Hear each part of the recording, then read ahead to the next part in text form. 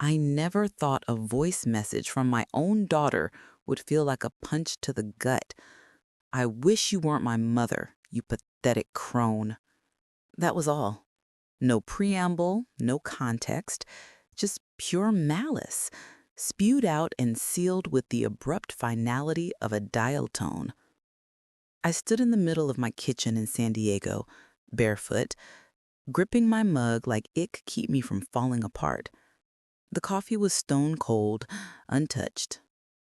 I must have replayed that recording a dozen times, hoping I had imagined it, misheard it, or that it was some bizarre misdirected prank. But no, her voice, her tone, her words, they were undeniably hers. Rebecca. Then came the alert. She'd blocked my number on every platform. Phone, text, even Instagram. It was a clean severance, a precise cut. One moment I was her mom, and the next I was an obstacle to be eradicated. The ensuing silence was somehow deafening.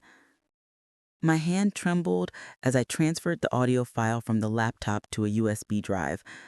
I'd stared at it for nearly an hour, not crying, not pacing, not doing anything at all, just processing. I felt like my body had been plunged into freezing water, but my mind was starkly clear. It was 8:02 a.m., September 12th, 2025. And that was the exact moment something inside me shifted. Smashed? No. Clarified. It was like one of those moments where you realize the gate you've been rattling for years isn't locked. It was just never yours to enter. I grabbed my planner. The pages were covered in scribbled grocery lists, dentist appointments, my monthly book club reminders, and right there on the 15th was Rebecca's apartment insurance renewal. I had made the note myself, paid it myself, just as I had every year since she moved in.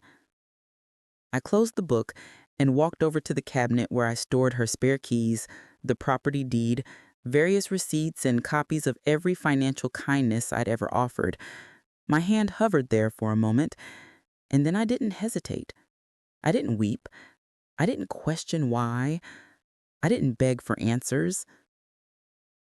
Instead, I picked up the phone and called my estate lawyer, James Miller.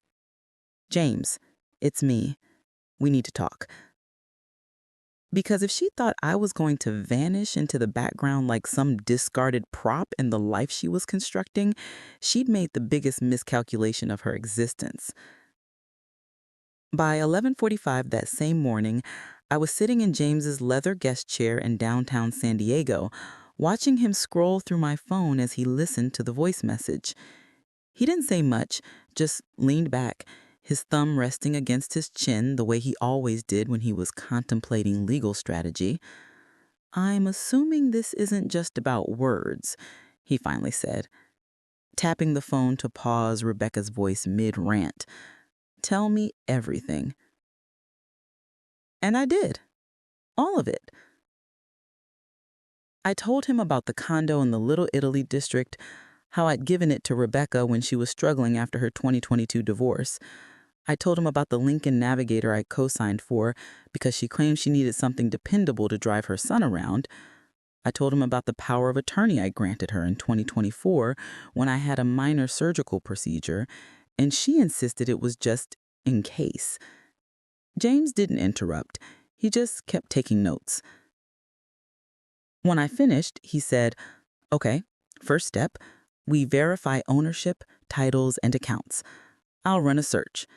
Then he added, "Do you have any documents with you?" "I have the originals at home," I said, "but I've made copies." I slid a folder across his desk with scanned PDFs of the condo deed, the car title, the power of attorney form, and even screenshots of our old text conversations. That last part stung more than I anticipated. The slow, unraveling timeline of a daughter becoming colder with every favor she accepted. James flipped through the papers with the same calm focus he'd had when he handled my late husband's trust a decade ago. "Your name's still on the deed," he said, glancing at the Little Italy property file. "You're the sole owner.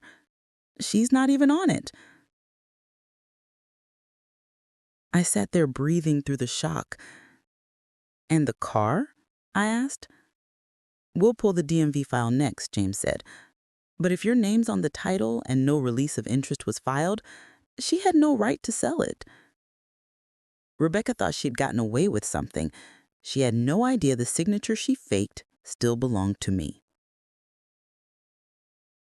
That night, I didn't turn on the television. I didn't pour a glass of wine or call anyone to complain. Instead, I sat in my study with an old leather scrapbook. Rebecca and I had started it 4 years ago, back when we were still pretending to be close. She used to say, "This apartment saved my life, Mom." I believed her. I carefully turned the pages. There were the before and after photos from the remodeling, the bare concrete floors, the cracked bathroom tiles, the broken cabinets from the last tenants, and then page by page, the transformation. Custom backsplash in the kitchen, a walk-in rain shower, and blackout drapes she picked out from a high-end department store. Everything was top tier. Everything was done with care. My care. In the margins, she had written captions back then. "First meal in my new place," "Can't believe this is mine," and a selfie with her son on the balcony, both of them beaming, with the sun high above the skyline. I paid for every square inch of it. The receipts were still tucked between the pages, almost $41,000 in renovation costs alone. I'd paid the contractor directly, ordered the appliances myself. Every dollar was traceable. Every improvement had my name behind it. Then there was the Lincoln. I found the glossy dealership brochure I kept, the one she had handed me during lunch at a bistro. She had circled the trim package she wanted in pink highlighter. "It's not just about looking good, Mom. I need something dependable." That vehicle cost $72,000. She had promised she'd refinance it in her own name within the year. That year came and went. Then another. Still I said nothing. I told myself I was being generous, supportive, and loving. But as I stared at the photos and price tags, the thank you cards and the emoji-filled texts from those early days, the "you're the best mom ever" messages, I felt something solidify in my chest.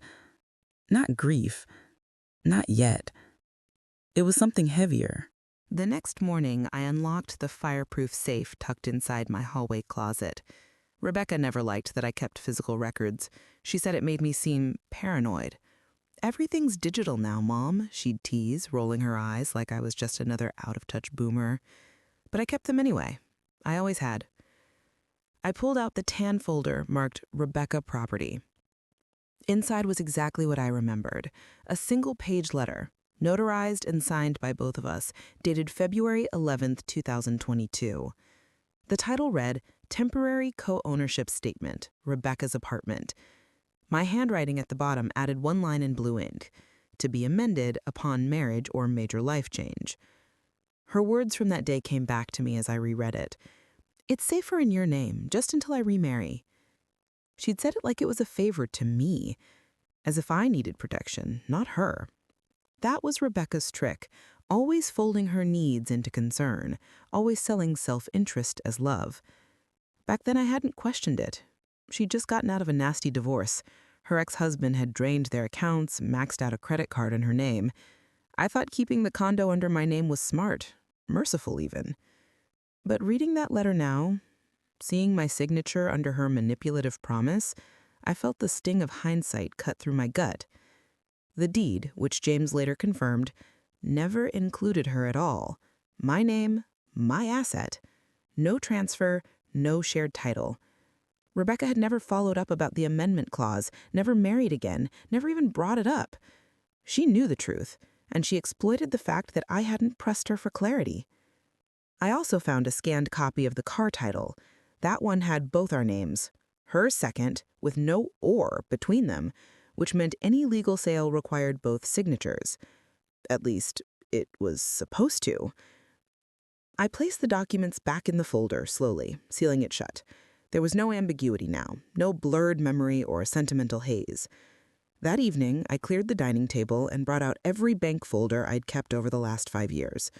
I lined them up by year, stacked by institution, and took out a legal pad.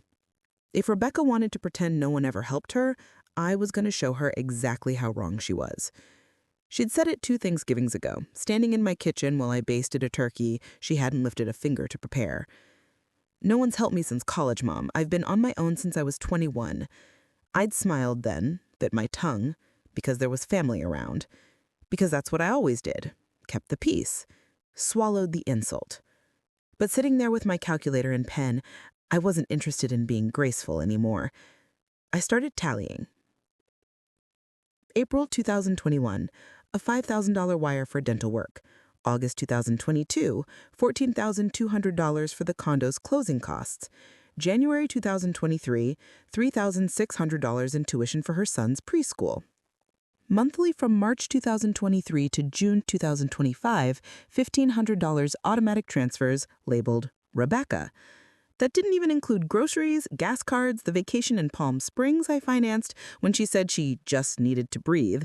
It didn't include the emergency vet bill, the furniture she financed through my credit line, or the time I paid off her American Express to avoid late penalties she hadn't told me about. By the time I finished, the total sat just shy of $184,000. It was the kind of number that demanded silence, the kind of sum you don't arrive at overnight, but slowly, through 1,000 small yeses. I stared at it for a long time. Not because I was surprised, I wasn't. I knew I'd given generously. But I'd never written it all in one place before, never seen the sheer volume of it. And yet to her, I was an old hag who had done nothing.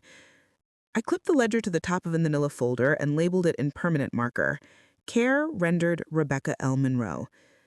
I kept telling myself there had to be a moment, a single warning I'd missed that should have stopped all this before it began. And when I thought back hard enough, I found it. June 3rd, early summer. I remember because I was pulling into the Little Italy garage when the security guard waved me down. "There's an envelope for you, Mrs. Monroe, from the HOA. I hadn't lived there in years. Technically, I never really did, but my name was still tied to the deed, so any official correspondence still made its way to me. I had taken the letter home and opened it over lunch, right there at the kitchen counter while half watching the news. Delinquent balance notice, minus $3,200, outstanding and unpaid HOA fees. Failure to remit will result in lien proceedings. I called Rebecca immediately. She answered on the 3rd ring, her voice breezy like she'd just come back from the spa. "Oh, that! Yeah, they're just harassing me because I'm young. They always pick on single women." I remember frowning, my fork paused halfway to my mouth. "Rebecca, this is a lien notice." She sighed like I was the one overreacting. "Relax, Mom. I've been talking to the treasurer. It's all a misunderstanding. Their billing system is outdated. You know how these boards are. All power-tripping retirees with nothing better to do." I wanted to believe her. I needed to. She'd sounded so sure of herself, so dismissive. And she'd always been good at that, turning concern into overreaction, accountability into unfair judgment. I let it go. But now, sitting at my dining table in late September, holding that same crinkled notice in my hand, I realized the misunderstanding had never existed. That letter was the first ripple, the first crack in the story she'd built. She hadn't just been neglecting payments, she'd been letting the foundation rot, assuming I'd either pay it off or never find out. Either option worked for her.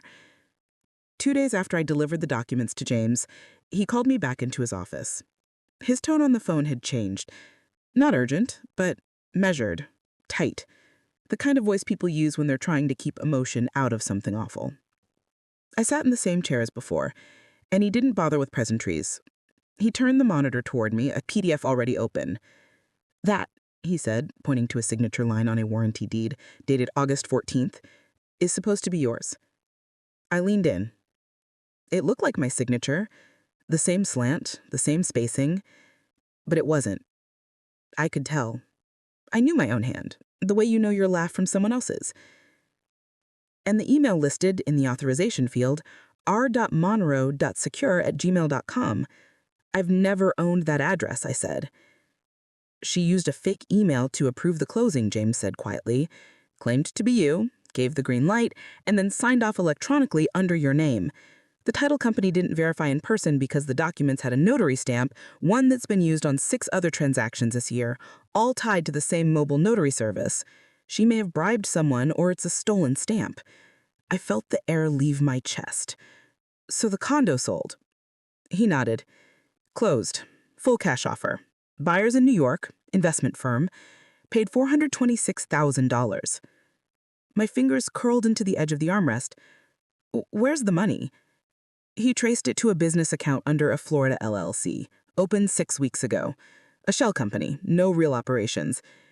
It moved through 2 additional accounts and landed in a digital wallet offshore. She set this up months ago. Rebecca didn't just take what wasn't hers. She prepared for it, planned it, created the infrastructure. She forged my name and sold my home. And she did it knowing I might never notice or be too embarrassed to fight. James turned the screen away. We're filing. This isn't a misunderstanding anymore. This is fraud. And I didn't flinch. I was done looking away.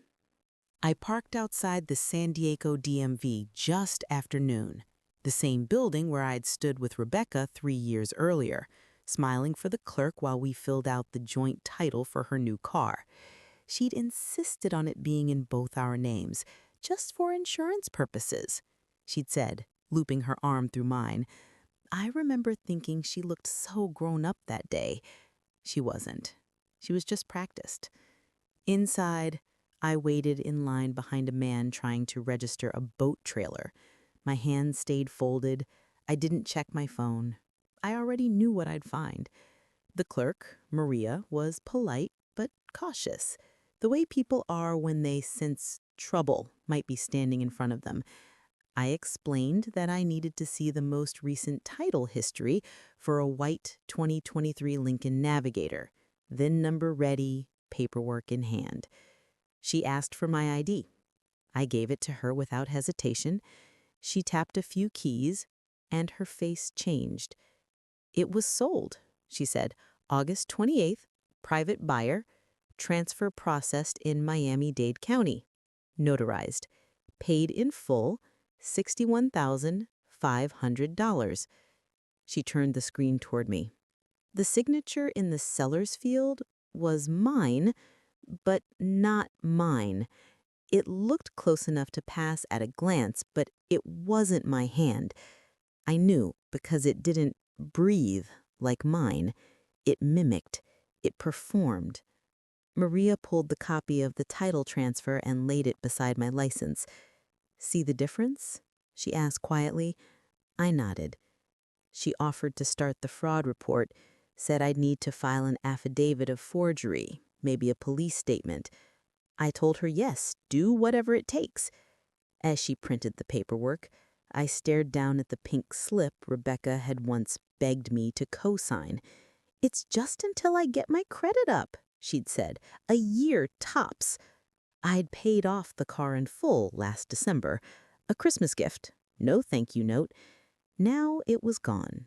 Sold without a word, without a trace of guilt. By the time I got home that evening, the house felt colder than usual. Maybe it was the late September rain still drying on the windows, or maybe it was something deeper settling in, the weight of how far she'd gone. I sat down at my desk and opened my laptop. The email I wrote to Rebecca was short. No accusations, no emotion, just a line that read, I know what you did. You have 48 hours to contact me before this goes to court. I attached copies of the title and deed, nothing else. She didn't reply. But the next morning, I didn't need one. At 7:42 a.m., I opened Instagram on a whim, a habit more than anything, and there she was, lying on a beach somewhere, holding a cocktail in one hand and her phone in the other. Her caption read, New life, new chapter, no drama, and a prayer hand emoji, #healing, #grateful, #Tulum.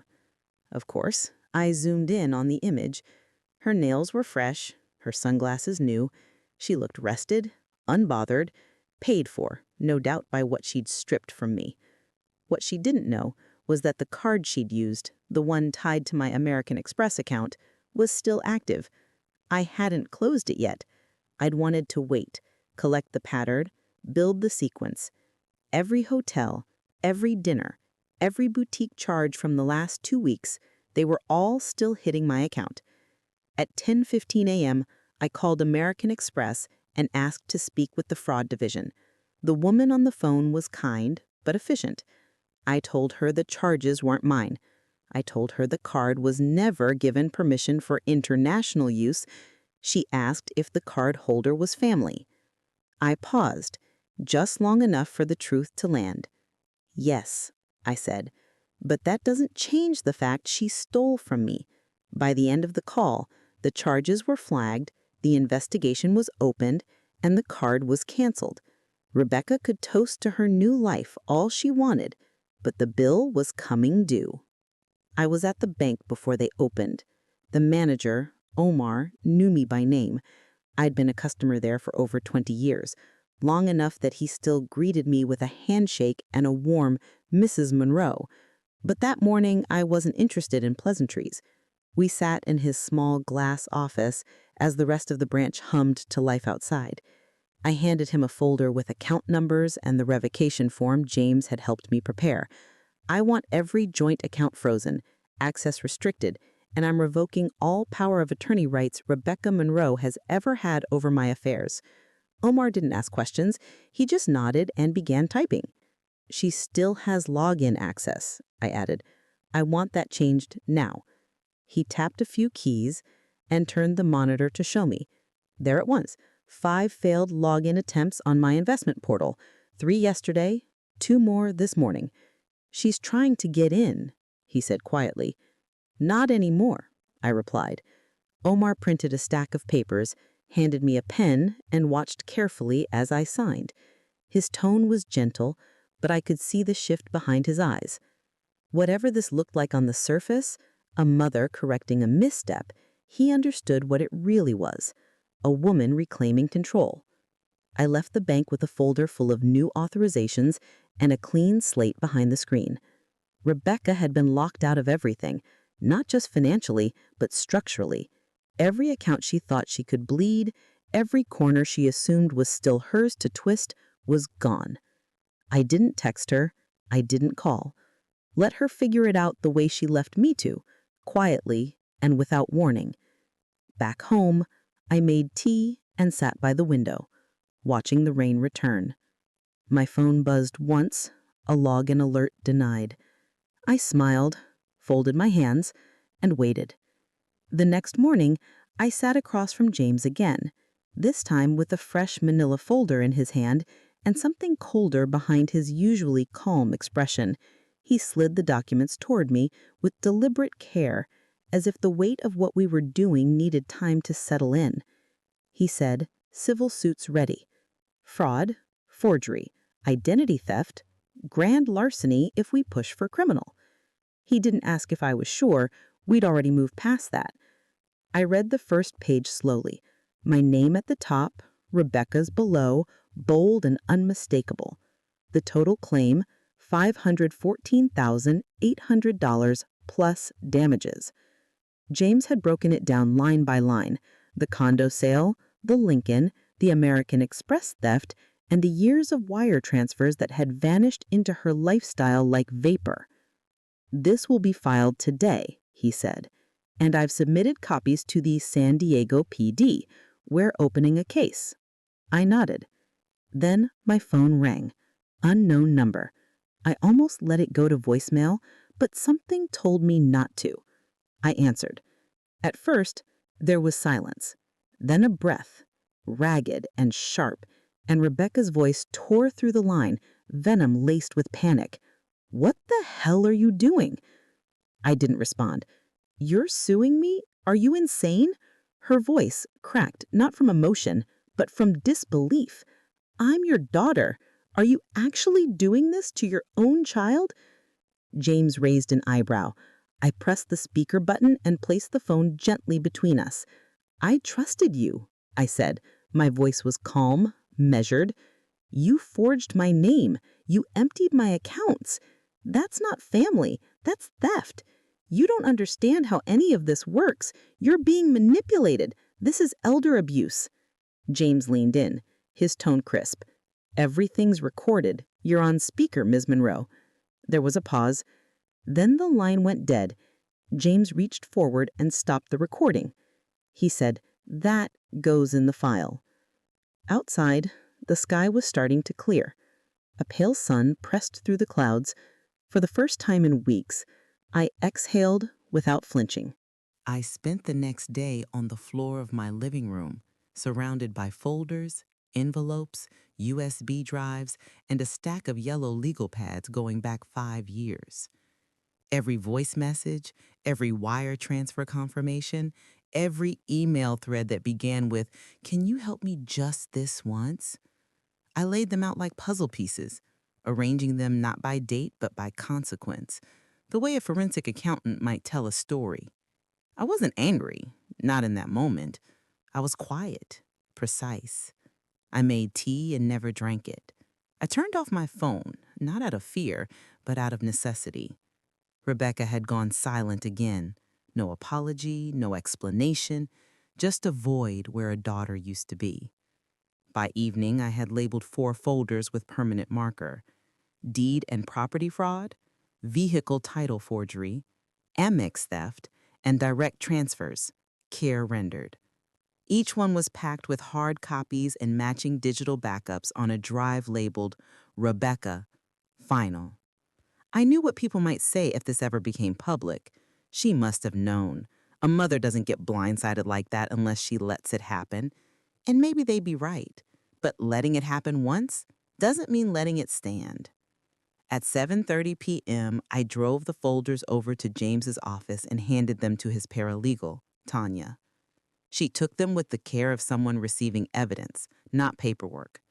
"This is everything," I told her. Tanya looked me in the eye.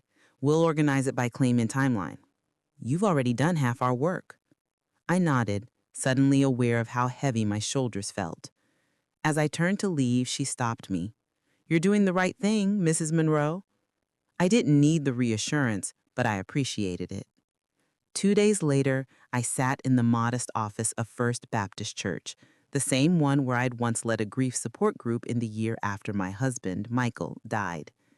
The air smelled faintly of lemon polish and old hymnals. Pastor Karen sat across from me, listening as I spoke, not as a priest or even a friend, but as someone bearing witness. When I finished, she didn't rush to fill the silence. "I always wondered why she stopped coming with you," she said softly. "Rebecca. She used to sit right there, 2 rows from the front." "She had other priorities," I said, folding my hands. "Now I have mine." She didn't pry. Instead, she handed me a blank sheet of church letterhead and said, "If you need a character statement, I'll write one myself." I thanked her, not with words, but with the kind of glance that carries years behind it. From there, I drove across town to visit Mrs. Pugh, the HOA chair for the Little Italy property. She'd left a voicemail the night before, offering to go on record if it helps. I brought a copy of the HOA notice and showed her the timeline. "She told me you were stepping back from all that," Mrs. Pugh said, frowning. "Said you didn't want to be bothered." I shook my head once. She lied. "Well," she said, straightening in her chair, "we'll correct that." Lastly, I returned to the bank. Omar was in his office reviewing compliance reports. I handed him a copy of the civil suit. "If her defense is that I was incompetent, you may be contacted." He skimmed the heading. "You want a witness statement from me?" I'd appreciate it. He didn't hesitate. "I'll write it tonight." On the way home, I thought about how few people truly knew the full story. Not many, but enough. Rebecca had friends who defended her online. A few sent me messages. How could I sue my own daughter? By the morning of September 24th, the strategy was no longer personal. It was procedural.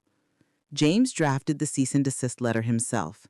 2 pages, clinical in tone. No venom, no warmth. Just a list of violations, evidence summaries, and one clear ultimatum: repay the full $514,800 within 10 business days, or we proceed with public litigation and full press release disclosure. He slid a copy into a FedEx envelope and sealed it with the weight of finality. I tracked the delivery myself, watching it leave the San Diego hub, watching it arrive in Tulum at the villa she'd tagged on Instagram days earlier, and watching the confirmation of signature. She opened it. I know she did. 2 hours later, a reply arrived. Not through James, not through her lawyer if she even had one, just a single text from a blocked number with no punctuation. Good luck proving anything. I am your daughter. I read it twice. Then I powered off the phone and walked down to the corner FedEx shop, the same place I'd mailed birthday packages to her son, holiday cards she never acknowledged, and once, a silver locket she said she'd lost the same week. The clerk recognized me. "Tracking again?" he asked. "Exactly that," I said, sliding over the signed receipt. I made 2 more copies of the demand letter, one for the case file, one for the state licensing board. "Should we need to push this further?" James called that afternoon. "He's trying to bluff," he said. "No formal response yet." I told him she won't. She thinks the word daughter is a shield. He paused. "And you?" "I think it's a word she stopped earning a long time ago." I didn't raise my voice. I didn't curse her name. There's a silence that lives just below outrage, colder, heavier. That's where I was standing now. She'd gotten my letter, and instead of flinching, she mocked it. So now we'd make it public, line by line. 3 days later, she walked into James's office without an appointment. It was just past noon. Tanya had stepped out for lunch. James and I were reviewing filings when the door opened hard enough to rattle the glass. Rebecca stood in the doorway, sunglasses still perched on her head, cheeks flushed, hair slightly windblown. She looked every inch the image she curated online, confident, effortless, unbothered, but her eyes were tight, her hands clenched. James didn't move. "Do you have representation?" he asked calmly. "No," she said, "and I'm not staying long." She turned to me. "You're seriously doing this?" Her voice wasn't loud, but sharp. "You're really dragging our family into a court case over what? Miscommunication?" I said nothing. I didn't need to. She stepped further in. "This is insane. You need help. You're not thinking clearly, Mom. You're letting these people poison your mind." James began recording. "For the record, this conversation is being documented." Rebecca scoffed. "You think this is going to scare me? I've talked to people. There's no way a judge is going to side with you when you're, 71, with a history of forgetfulness?" That last word landed like a stone. There it was, the opening move of her defense. Elder incompetence. She glanced at James. "Honestly, this feels like elder abuse. You're manipulating her. She doesn't even understand half of this." James leaned back in his chair. Actually, she compiled most of the evidence herself. Rebecca blinked just for a moment, and in that flicker of surprise, I saw it. The truth. She never thought I would follow through. She thought I would threaten, maybe cry, maybe freeze her out for a few weeks. But court? Lawyers? Police? That wasn't in her script. "I suggest you get representation," James said firmly. She stared at me one last time. Unbelievable. And then she turned and walked out. I waited until the door clicked shut before I spoke. She's not scared of consequences yet. She's scared of being seen. On September 29th, I reserved the fellowship hall at First Baptist. No fanfare, no invitations, just a family reconciliation meeting with Rebecca's name in the subject line and Pastor Karen copied on the email. She replied within 2 hours. "Fine, let's clear the air." That was her mistake. She still thought she controlled the room. I arrived an hour early, unlocking the side doors, setting the coffee urn to brew, and laying out folders and printouts like name cards at a banquet. Not evidence meant to shame her, just facts displayed without apology. James arrived next, followed by Pastor Karen, who'd insisted on being present. "She may still try to spin it," she said gently, but she won't do it in my church without both sides being heard. We were almost done setting up when Rebecca arrived. Designer sandals, oversized sunglasses, the slow floating walk of someone who believed, truly believed, she was here as the wronged party. "Nice setup," she said, looking around. "Did you bring snacks or just character assassination?" Karen welcomed her with a smile. "Let's sit, Rebecca." Rebecca sat, arms crossed, her expression unreadable. I didn't speak at first. I let the projector do the work, slide by slide, the notarized condo deed with only my name, the altered sale documents from August 14th, the fake email used to impersonate me, then the DMV paperwork with her forged signature, the American Express charges in Tulum, bank login attempts. Each piece was laid out like a quiet question. "Still want to say you did nothing wrong?" Rebecca didn't interrupt, not once. She watched with tight lips, one leg crossed elegantly over the other, as if holding her composure was her last form of control. The final slide read simply, "Property and assets recovered, pending judgment." I turned to her then. "You sold what didn't belong to you. You lied. You used my name like it was yours for the taking." Her voice came out low. "Are you done?" "Almost," I said. "Next time it'll be in court." 20 minutes into the meeting, I laid the last set of folders on the table between us. One by one, I opened them, letting the weight of the paper do what words never could. First, the original deed to the Little Italy condo, notarized in 2022, listing me and only me as owner. I placed it beside the forged sale contract with her fake signature, pretending to be mine. Next, the joint car title, followed by the false transfer signed and stamped in a rush of desperation. I didn't comment. I let the mismatch speak for itself. Then, a line-by-line comparison of American Express charges, boutique stays, spa treatments, beachside dining, each charge in her name but billed to mine. The dates overlapped perfectly with the vacation photos she'd posted for her followers, a lie dressed up in hashtags. The final document was an affidavit from Mrs. Pugh, confirming Rebecca never paid the HOA fees, never responded to notices, and claimed I had stepped away from everything. I didn't raise my voice. I didn't explain the timeline again. I simply said, "This is who I am, this is what I've done, and this is what you turned into leverage." That's when Rebecca's face shifted just slightly, the first real crack in her stillness. Karen glanced at her, then at me. "Do you have anything to say, Rebecca?" She stood too quickly. "I don't have to sit through this. You people have already made up your minds." She started for the door. "Leave the keys," I said without turning. She paused just a beat too long, then tossed them on the table. They clattered once, sharp against the wood. Rebecca didn't look back. James reached into his briefcase. "We'll file for the court injunction tomorrow." Pastor Karen let out a breath I hadn't realized she'd been holding. I gathered the documents, sliding them back into the folder one by one. She could run, but she couldn't erase the record. The courier delivered the envelope the next morning. Inside were the spare condo keys. No note, no apology, just a cold, final act of compliance. She hadn't even signed the return receipt herself. Someone else had. A quiet exit wrapped in avoidance. I drove to the Little Italy property alone. The building hadn't changed, but it felt different, empty in a way that went beyond furniture.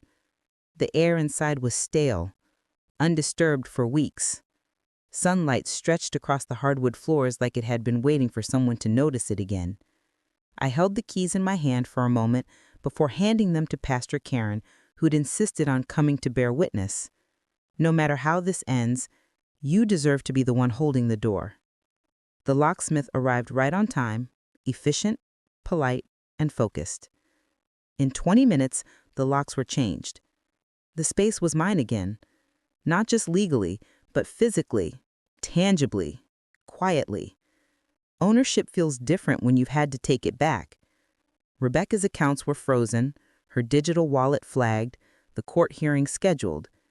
There was no celebratory moment, No rush of triumph, but the slow, steady return of what never should have been taken.